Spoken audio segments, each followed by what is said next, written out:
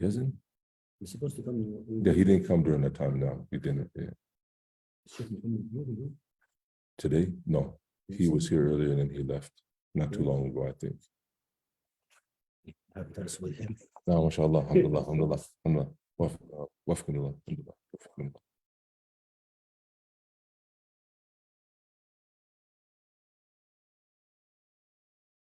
No.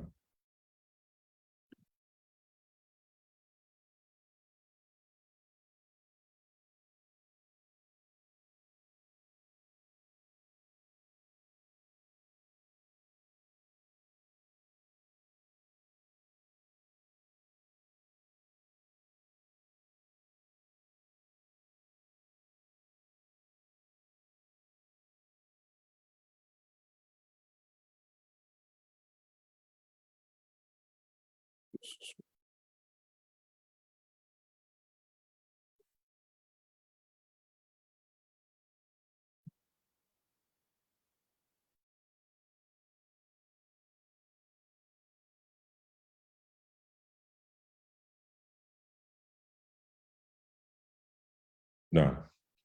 Bismillah, alhamdulillah. Wassalatu wassalamu ala Rasulullah sallallahu alayhi wa sallam wa ba'd. Then inshallah ta'ala, we're going to begin a weekly lecture series, inshallah, here in the masjid, where we will be reviewing some of the books that we've finished with the ulama over the years, alhamdulillah. And in Masjid Umar, we've been able to finish a couple of books in some time. And so typically we will begin with a book like Usul Thalatha or Al-Qawaid al-Arba. But alhamdulillah, we finished these books. And there's no finishing. We can always go back and study these books more and more and review them and go back to them more and more. And now we're actually studying the proofs on Mondays from Usul Thalatha, just focusing on the proofs.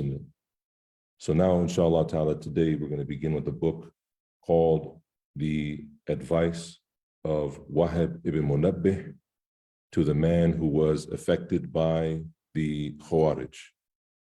And this work is a very important work as it's dealing with matters related to the Aqidah of a Muslim. And the Aqidah of a Muslim is the firm belief that we have in our heart and it doesn't waver. In recent times, the fitna of the doubts and the shubuhat that the people who have been affected by the Khawarij are many on social media. Many. And there's a big conversation now amongst some of the du'at about someone being, quote unquote, bootlicker and things of this nature. And I just want to advise the brothers first and foremost, and then myself first and foremost, and then the brothers, that Allah subhanahu wa ta'ala in Surah Hujurat, He forbids us from calling on each other with names, name calling. And He says, Bitsal ismul fusuk ba'da iman. How evil is this name of fusuk after iman? And wallahi, I think us as Muslims in the West, we've been afflicted by this fitna and this problem for a very long time. Back and forth, and the internet is not helping it at all. So inshallah ta'ala, as I feel that many of us sort of approach da'wah as orphaned youth approach the world.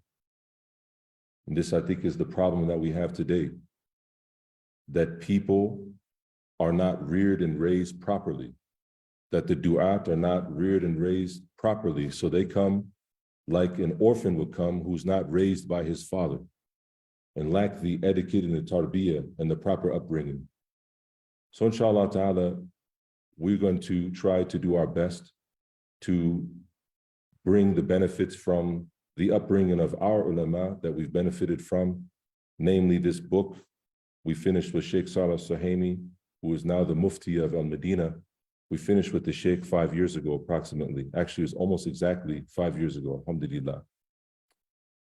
In the beginning, we'd like to go over a short biography of the Imam Wahb ibn Munabih, rahimahullah ta'ala. Wahb ibn Munabih, rahimahullah, is from the Tabi'een. He's from the Tabi'een. And he is from the country of Yemen, from Sana'a. And he was born, some said, in what seems to be the more preponderant, he was born around the year 34 on the Hijri, subhanAllah, during the Khalifa of Uthman in his time when he was the Khalifa of the Ummah, radiallahu anhu. And he took narrations from a number of Sahaba, namely Anas ibn Malik and Jabir ibn Abdullah and Abdullah ibn Abbas and Abdullah ibn Umar and Abu Huraira and Abu Sa'id al-Khudri. And he also took from Tawus as well. And his narrations are narrated inside of both Sahih Bukhari and Sahih Muslim. So al-Bukhari and Muslim, they both narrate on him. So this gives you an idea of the integrity and the level, as they would say that he's thiqa. He is sound in his narration. And likewise, this book reaches us from the great Imam Ali al-Madini, who was also thiqa. And so the chain about this is really what we look at when we see these names. That Ali ibn al-Madini, rahimahullah ta'ala, from the great ulama of hadith, he narrates this book. So this book, the most popular manuscript that I've seen, I haven't seen any other manuscript except from him. Before we go more, he died in the year, is the more preponderant view that he died in the year 114. 114. And so I want us to think, like in this subject matter of talking about the Khawarij, he was born in the year 34, and he died what seems to be more correct around the year of 114.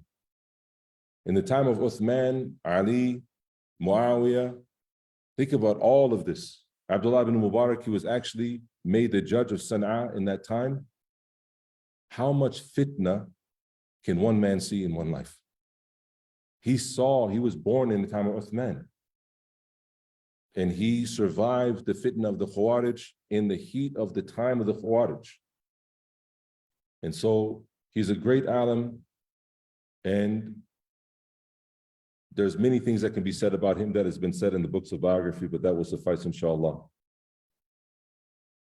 So about this book, we have good benefits about this book. And so when you look at a book, you want to understand, what is the subject of the book? This is a book of Aqidah, right? And specifically dealing with and around the fitna, the shubuhat, the things that confuse the ummah today, until today, that the Khawarij they brought, right?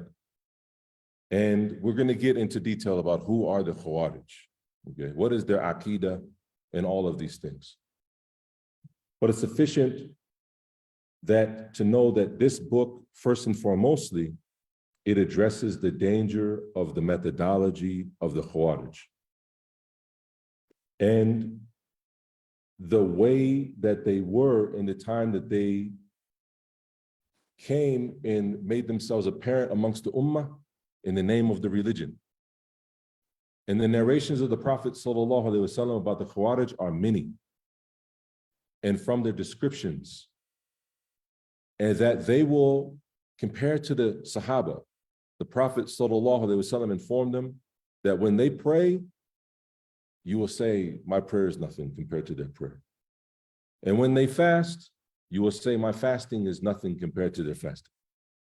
But yet still, they will enter and exit Islam like the arrow that is overcompensated is going to enter and exit through the target without sticking in. It's going to go into the target and out of the target. And the Prophet ﷺ, he commanded the ummah that when they face the Khawarij, to kill them. And I want you to think about this. When people are running around just loosely labeling people,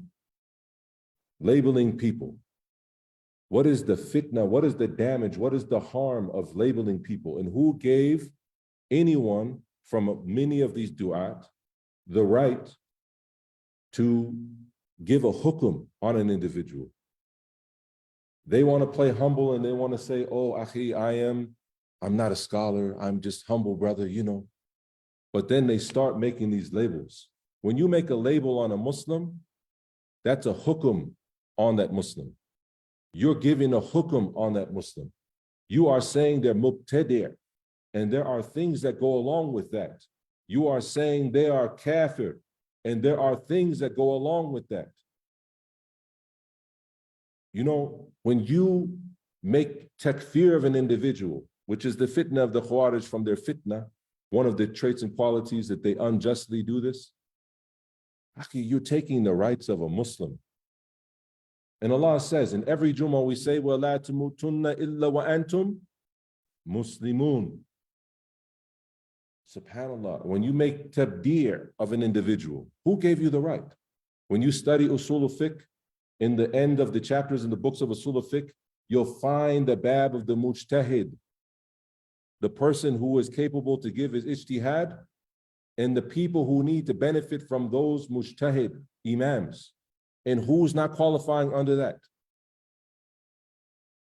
And I'm sorry to say, from my personal knowledge, from the majority, if not all of the du'at that we see today, none of them have reached the level of a mujtahid.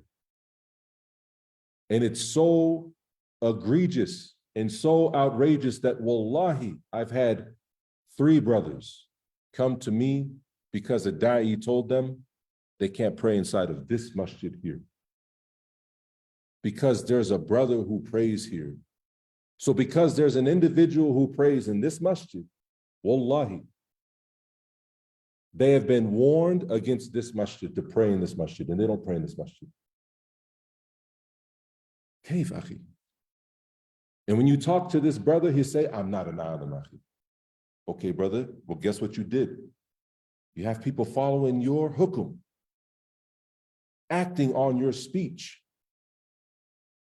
dividing the ummah with ridiculous things. Wallahi, I don't think I ever would see a da'i preventing a Muslim from praying inside of a masjid. This masjid, subhanAllah. So the fitna of the Khawarij is a very big fitna, and this book is going to help clarify the reality of their fitna.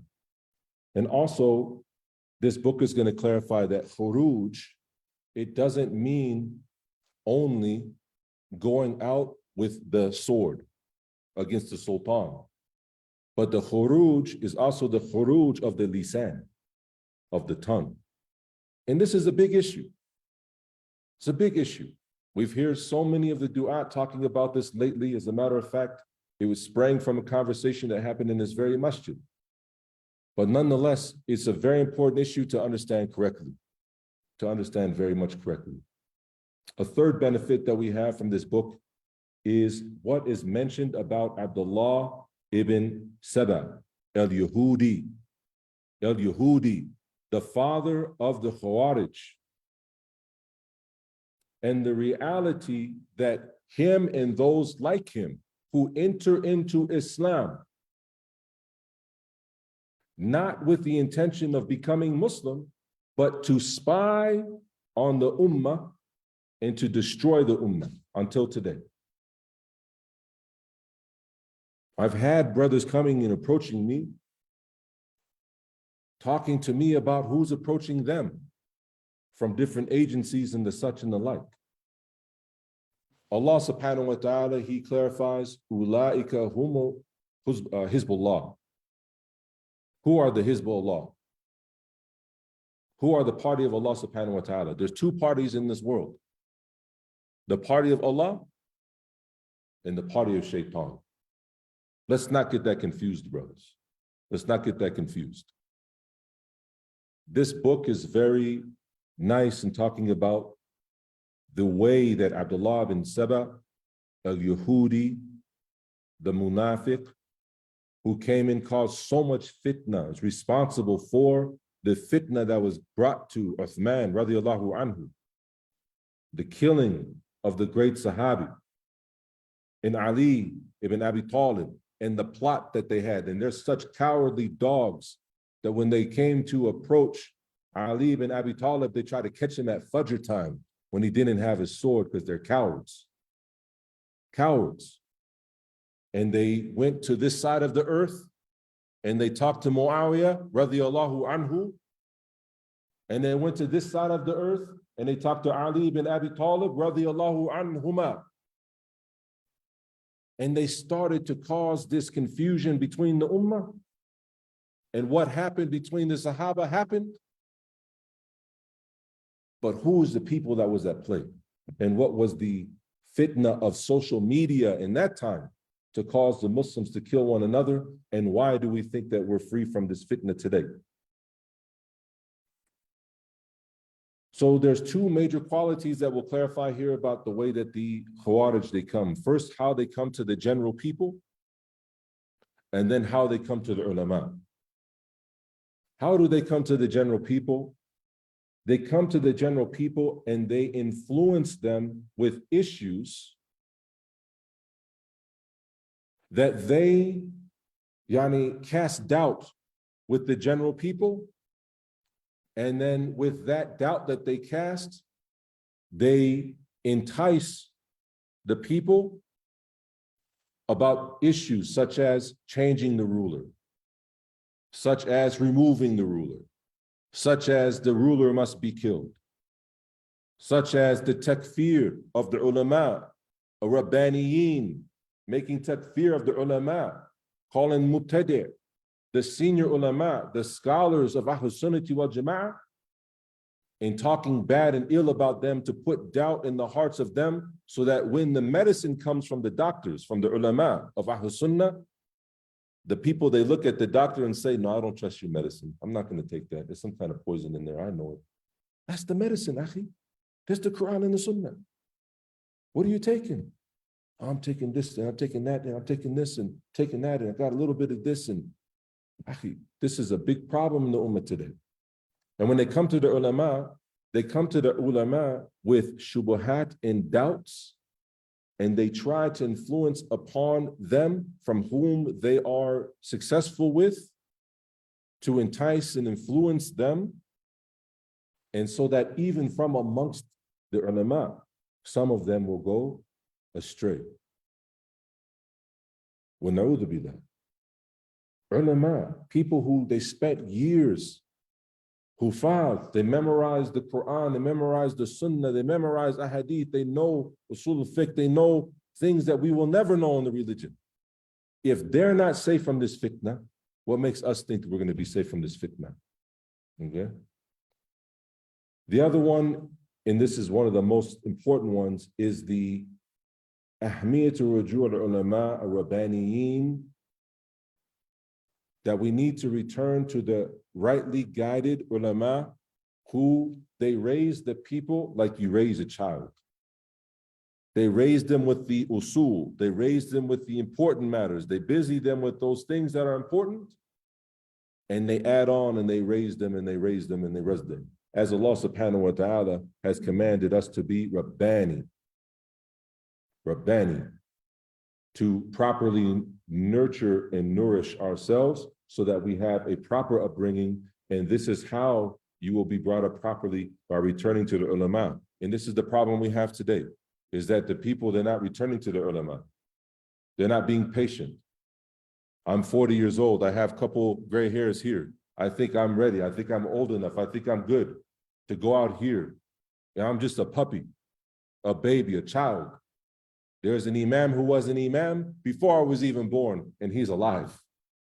And he's been teaching the people since before I was born. He has been a teacher for 40, 50 years. And he sat with the ulama and made, he made time with the ulama and spent with them sincere 20, 30, 40 years time. And here we are, we think because we finished a couple books with the ulama that we can give a hukum, we can start, we're ulama, we can start doing this, to the extent that today we find brothers calling themselves sheikh with the intention, tricking the people. This person is a scholar, he's an alim, not sheikh al-fadl, yani kal-ustad, like you're a teacher. They don't intend like that. They know the people don't intend like that because they don't treat them like that, because they take the hukum from them like they take from the ulama. And this is because of the statement of Allah subhanahu wa ta'ala, وَلَوْ رَدُّوهُ إِلَى اللَّهِ وَرَسُولِهِ وَإِلَى أُولِي الْأَمْرِ مِنْهُمْ. If they would only have returned it to Allah and His Messenger and to the people, ulul amr here, yani al-ulama, the scholars, return to them. These are our leaders. These are the leaders of the ummah. These are the a'imma of the ummah. And then after this, we will find another benefit here that we will see is the danger of the bid'ah, and how bid'ah, it spreads between the people like fire does on straw and hay. It spreads and spreads so fast.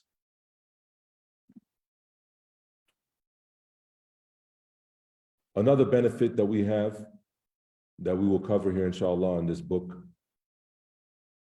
is the manner and the way that you deal with a shubha, a doubt.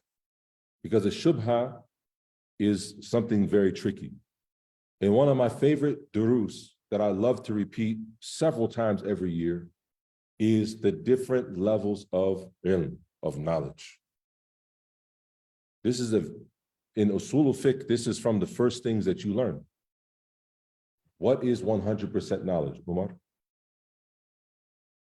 Yaqeen, 100%. Not ayn al-yaqeen, that's above that. But yaqeen, 99.9999999, as sure as you can be. And then, what is 0%?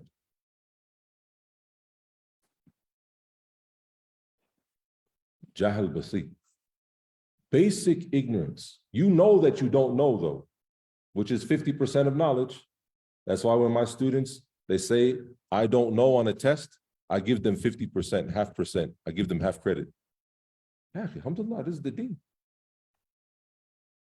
I tell them this is not good, because if you think you're just going to say I don't know on everything, you're still going to get an F. They think they got it figured out. What's 50% knowledge is shak. The possibility that you know and the possibility you don't know are equal. This is a dangerous place to be at. In between 51 and 99%, we have dhann.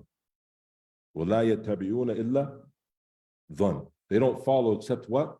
Dhann. So what they believe to be correct is more preponderantly the correct answer, but they're not 100%.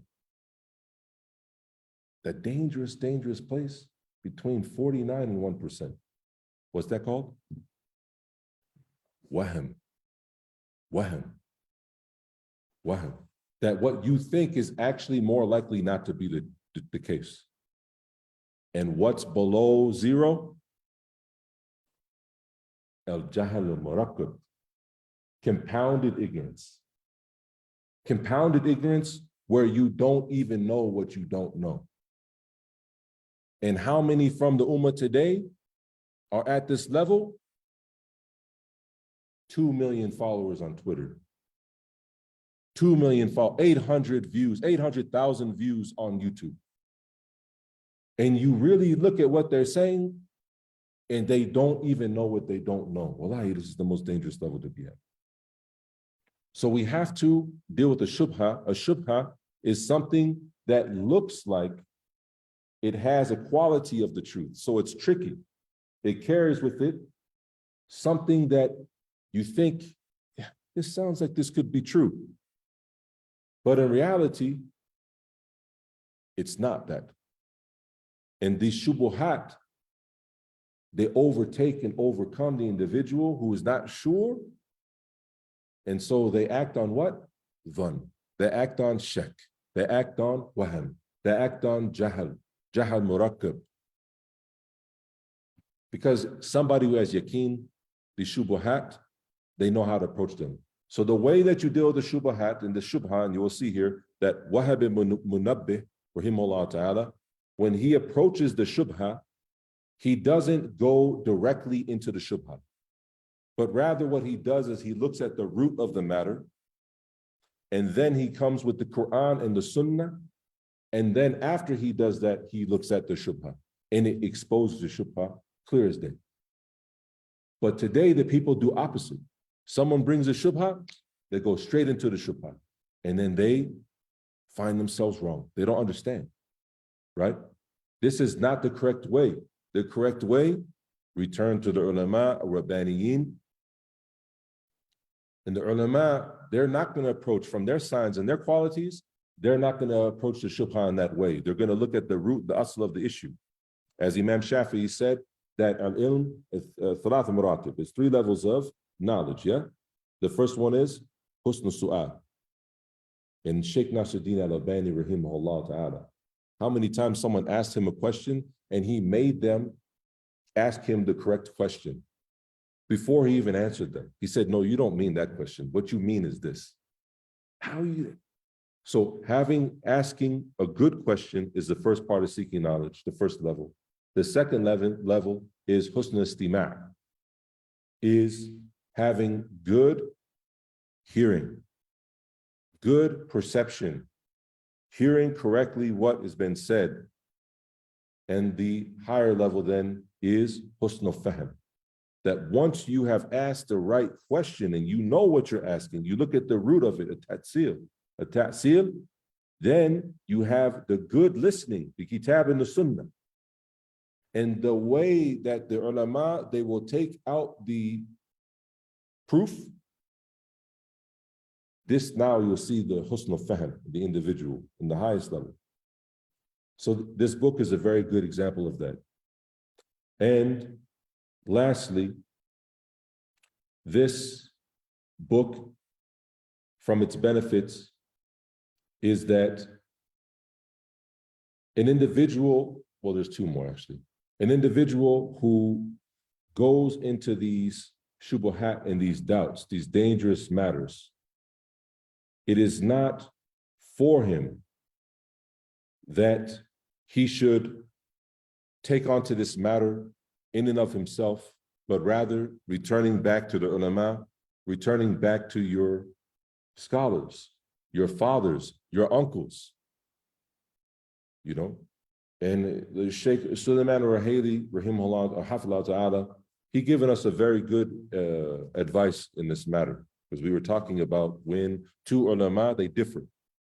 2 ulama who you take from, they differ in an issue. How do you deal with it? To the level that one alim says this person is mubtadi', and one alim says, no, he's okay. First and foremost, and this is a shubha that a lot of these brothers, they come with, they say that the detailed refutation is stronger than the general praise. But I have a question to ask you. Who is generally praising this individual and who is speaking on this issue? Who is? Is it a regular person? It's an alim. It's an alim. And do the ulama speak from ignorance and jahl? They don't. So if an alim says to you, he's okay, and he's going on record, and Allah subhanahu wa ta'ala is sufficient as a witness, how are you going to tell me that there's no detail to that? Just because you had 15 minutes to speak to one alim and go through one issue does not mean that this alim does not have an hour to go with you. But he's giving you the short answer. He's telling you he's okay.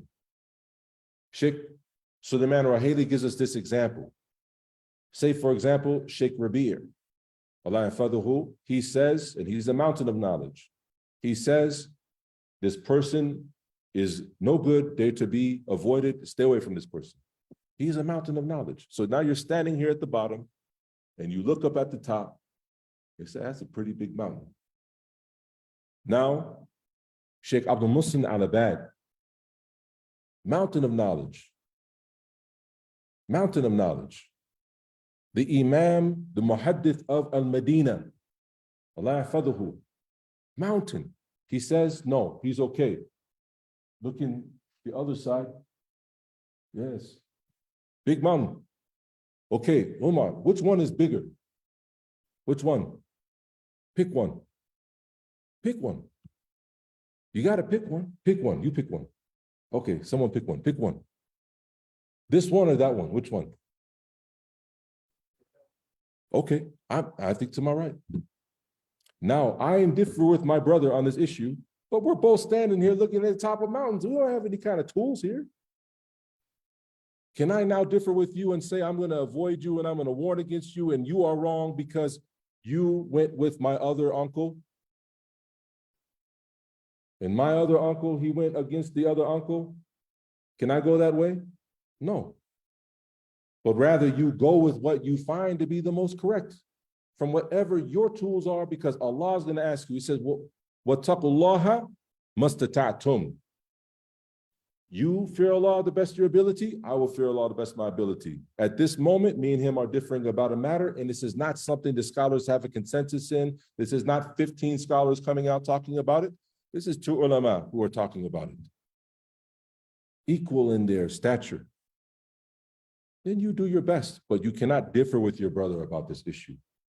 This is from the shubuhat and these kind of fitna that caused the division in the ummah yesterday when they were killing Uthman, the Khawarij, and they even came in between the Sahaba. Today, you find the same fitna going on inside of chat rooms and even inside of families where individuals are swearing off and even women are divorcing, they khula from their husband because they don't agree that Sheikh so-and-so's mubtadi. Wallahi, this is well documented in other garbage like this. So this is a big problem, and this is obviously give us a lot of reason why we should study a book like this right now, because this is a fitna that is really, really affecting the ummah today. And locally, this is affecting the ummah. Nationally, this is affecting the ummah. This is relevant to us today. So inshallah ta'ala, we will continue with this every Thursday after Salat al-Isha, inshallah ta'ala. Anything that I said is correct is from Allah and His Messenger. Anything I said is not correct is from myself or shaitan. And Allah and His Messenger are free from it. Subhanaka Allahumma wa bihamdik. Ashhadu an la ilaha illa anta astaghfiruka wa atubu ilayk. Jazakumullahu khair. Assalamu alaikum wa rahmatullahi wa barakatuh. Akallah Shaykh. That's requested from us to do.